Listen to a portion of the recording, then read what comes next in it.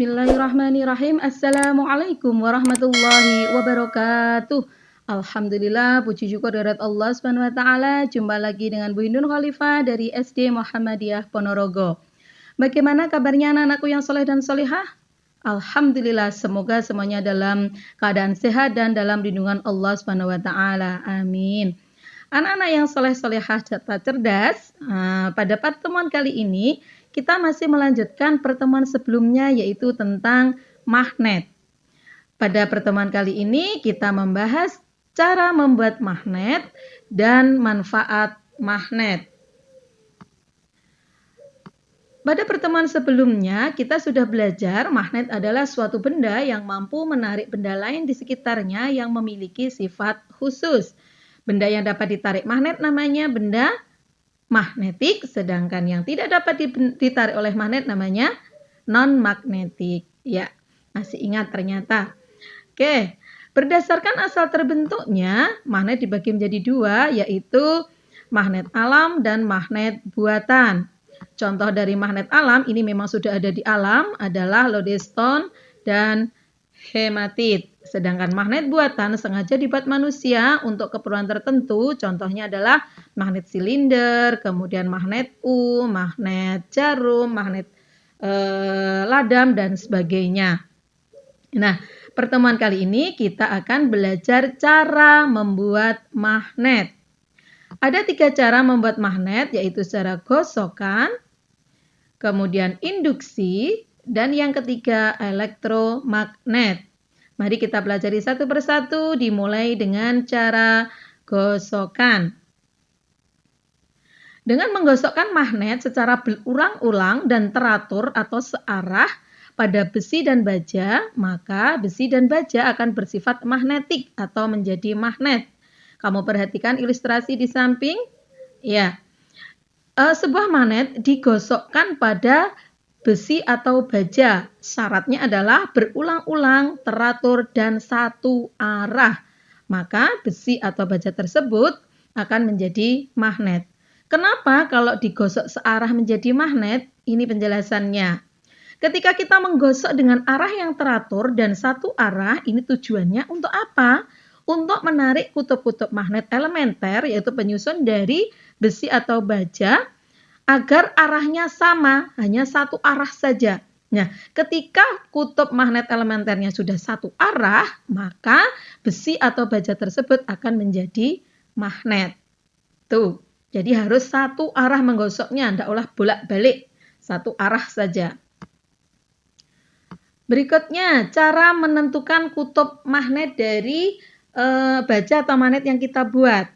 Kamu perhatikan di ilustrasi juga, kutub magnet yang dihasilkan di ujung bahan selalu berlawanan dengan kutub magnet yang menggosoknya. Kamu perhatikan, yang menggosok itu adalah kutub utara. Nah, jadi apa yang terjadi?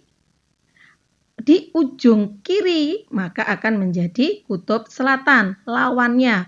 Coba perhatikan lagi pada gambar, kutub magnet penggosok adalah kutub utara, dan arah gosokan dari kanan ke kiri, maka ujung kiri dari batang yang dimagnetkan akan menjadi kutub selatan. Oke, jadi berlawanan arah, diingat-ingat ya. Berikutnya cara yang kedua adalah dengan cara induksi. Induksi itu terpengaruh, terimbas. Nih, karena apa? Bila besi dan baja didekatkan tanpa menyentuh loh ya, hanya didekatkan saja, pada bahan magnet yang kuat, maka besi dan baja akan menjadi magnet. Terjadinya magnet seperti ini disebut dengan induksi. Tadi masih terpengaruh. Di mana? Karena apa? Besi atau bajanya di sini diwakili oleh paku. Kamu perhatikan gambar, itu masih terpengaruh oleh gaya magnet. Karena dia masih berada di mana? Di medan magnet, daerah di sekitar magnet yang masih terpengaruh oleh gaya magnet. Kamu perhatikan ilustrasi berikut. Nah, ini adalah ada dua bahan, besi dan baja. Keduanya didekatkan tanpa menyentuh magnet, maka keduanya akan menjadi magnet. Kamu perhatikan lagi, masih tadi, setelah dijauhkan kembali, besi akan mudah kehilangan sifat magnetnya. Dan baja tetap mempertahankan sifat magnetnya untuk beberapa waktu. Masih ingat kenapa? Iya, karena besi termasuk benda yang mudah untuk dibuat dan mudah juga hilang kemagnetannya. Sedangkan baja, bahan yang susah atau sulit dibuat untuk menjadi magnet tetapi juga sulit untuk kehilangan sifat kemagnetannya. Cara menentukan kutub magnetnya seperti ini. Kalau pada induksi, yaitu perhatikan gambar, kutub-kutub utara magnet elementer pada paku ditarik oleh kutub selatan magnet permanen, sehingga pangkal paku A akan menjadi kutub utara. Dan ujung paku B akan menjadi kutub selatan. Ini berlawanan arah juga. Jika yang didekatkan adalah kutub selatan, maka ujung yang dekat dengan magnet yang permanen akan berubah, akan kutubnya menjadi kutub utara. Misalkan selatan jadi utara. Jadi berlawanan. Ingat ya, berlawanan. Cara yang ketiga yaitu elektromagnet. Kumparan yang dialiri arus listrik akan menimbulkan medan magnet di dalam kumparan. Nih, kumparan itu kawat yang dililitkan. Nah, ini di dalamnya dikasih paku kemudian dililiti dengan kawat tembaga, kemudian dihubungkan dengan arus listrik. Nah, paku ini nanti akan berubah menjadi apa? Magnet, sehingga bisa menarik klip kertas atau paku-paku yang lebih kecil. Logam seperti besi dan baja bila dimasukkan ke dalam kumparan tersebut akan menjadi magnet. Nah, ini tadi Bu Inu mencontohkan kalau yang gambar atas itu adalah paku. Sedangkan yang bawah sudah berupa batangan besi lunak. Coba perhatikan ilustrasinya, ketika off ini tidak akan menarik, tapi ketika on maka akan berubah menjadi magnet dan menarik klip kertas. Ini namanya elektromagnet, yaitu membuat magnet dengan mengaliri arus listrik. Berikutnya ini, cara menentukan arah kutub magnet dapat ditentukan dengan kaidah tangan kanan. Coba perhatikan. Yang pertama, arah lengkungan keempat jari. Kamu perhatikan, 4 jari kamu pegang berarti ya magnet batangnya, apa itu tadi? Besinya. Arah arus listrik ditentukan oleh keempat jari. Nah, 4 jari ini menunjukkan arah arus listrik. Sedangkan ibu jarinya menentukan atau sama dengan arah kutub utaranya. Saya ulangi, keempat jari itu adalah menunjukkan arah arus listrik, sedangkan ibu jarinya menunjukkan arah kutub utara. Perhatikan di gambar, pada contoh ujung paku B menjadi kutub utara dan pangkal paku A menjadi kutub selatan. Ketika dipegang, kita genggam pakunya, maka keempat jari tadi masih ingat menunjuk arah arusnya dari kutub positif ke negatif. Perhatikan lingkarannya, kalau yang di atas itu perhatikan arah panahnya, kemudian jari telunjuk, ibu jari menjadi arah kutub utara. Itu tadi cara membuat magnet, ada 3 macam ya. Kalian bisa mempraktekkan sendiri di rumah. Ini cara kerjanya, percobaan yang pertama. Tujuannya adalah untuk membuat magnet dengan cara menggosok. Alat yang perlu kamu persiapkan adalah magnet, kemudian paku ukuran besar 1 buah saja. Kemudian yang ketiga, paku ukuran kecil, kurang lebih 15. Ini cara kerjanya. Yang pertama, gosokkan magnet satu arah pada paku besar sebanyak 5 kali. Ingat, satu arah, tidak boleh bolak-balik. 2. Dekatkan paku besar tersebut pada paku kecil. Catatlah pada tabel jumlah paku kecil yang menempel. Setelah itu, ulangi lagi langkah 1-3 dengan menggosokkan magnet pada paku besar sebanyak 15 kali dan ulangi lagi 30 kali. Setelah itu, catat di tabel, kemudian buat kesimpulan berdasarkan kegiatan tersebut. Seperti ini, kalau kalian mau mempraktekkan sendiri. Tabel percobaannya seperti ini. Nah, ketika digosok 5 gosokan, jumlah paku yang menempel berapa? 15 gosokan, paku yang menempel berapa? 30 gosokan, paku yang menempel berapa? Nah, setelah itu kamu tulis kesimpulannya di sini. Apa yang dapat kamu simpulkan kira-kira? Nah, ini tadi kalau kalian mau mencoba mempraktekkan cara membuat magnet yang pertama yaitu dengan gosokan. Percobaan yang kedua yaitu membuat magnet dengan cara induksi. Jadi tujuan percobaannya adalah membuat magnet dengan cara induksi. Alat dan bahan yang diperlukan adalah magnet, penggaris, paku besar, dan paku kecil. Ini langkah percobaannya. Yang pertama, dekatkan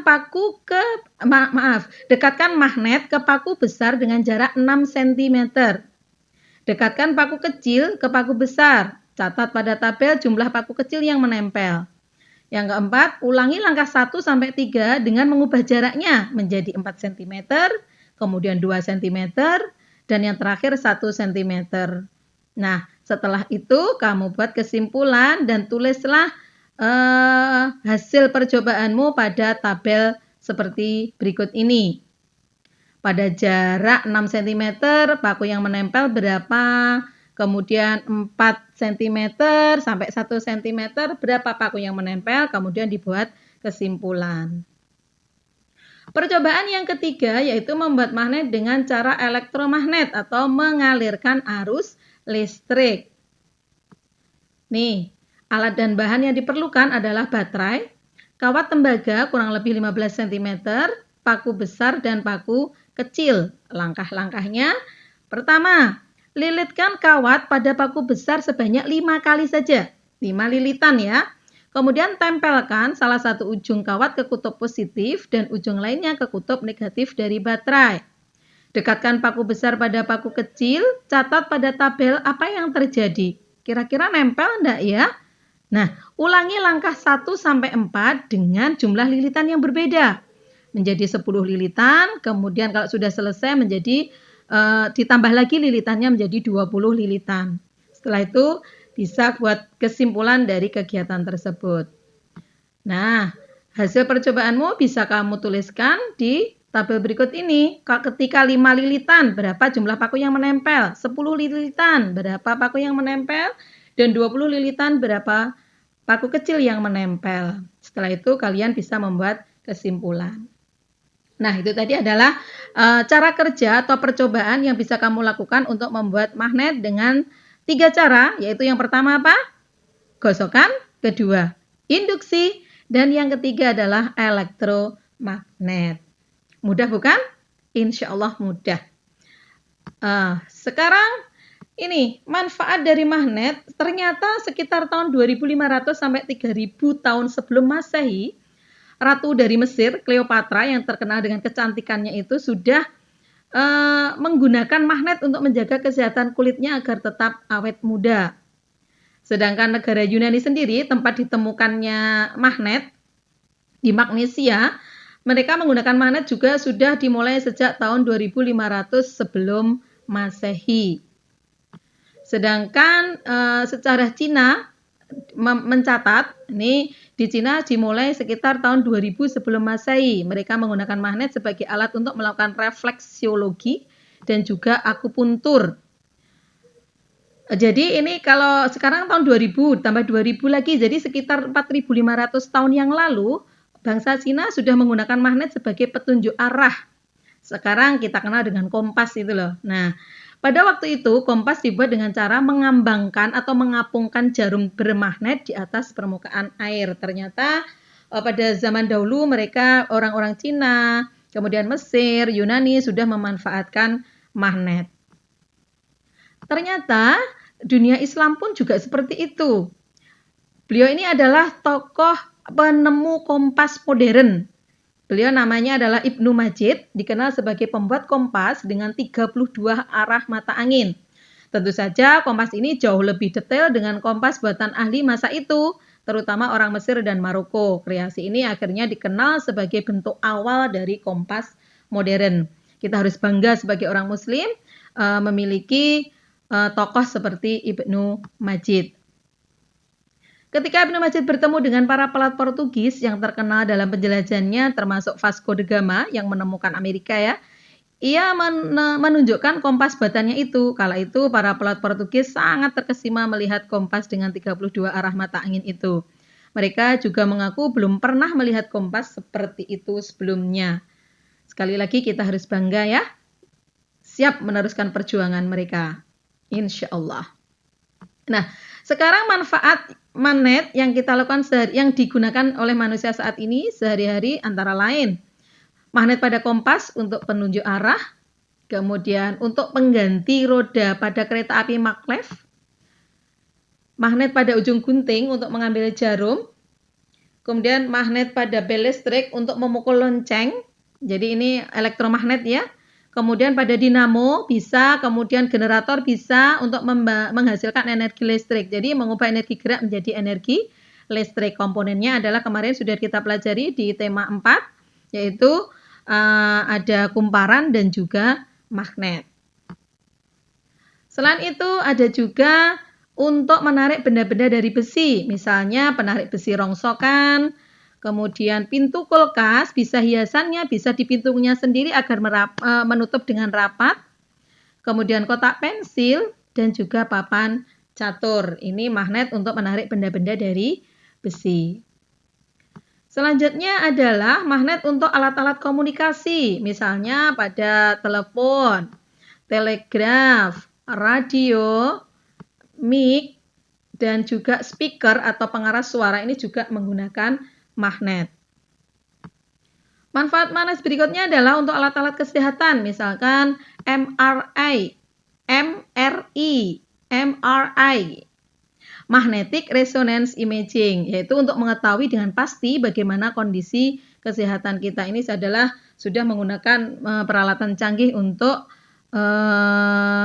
mengetahui kesehatan kita dengan menggunakan magnet. Ada juga yang sekarang lagi tren ya, kalung atau gelang yang mengandung magnet. Itu juga bisa untuk kesehatan. Nah, anak-anakku yang soleh-soleha, demikian tadi penjelasan dari Bu Indun tentang cara membuat magnet dan juga manfaat magnet.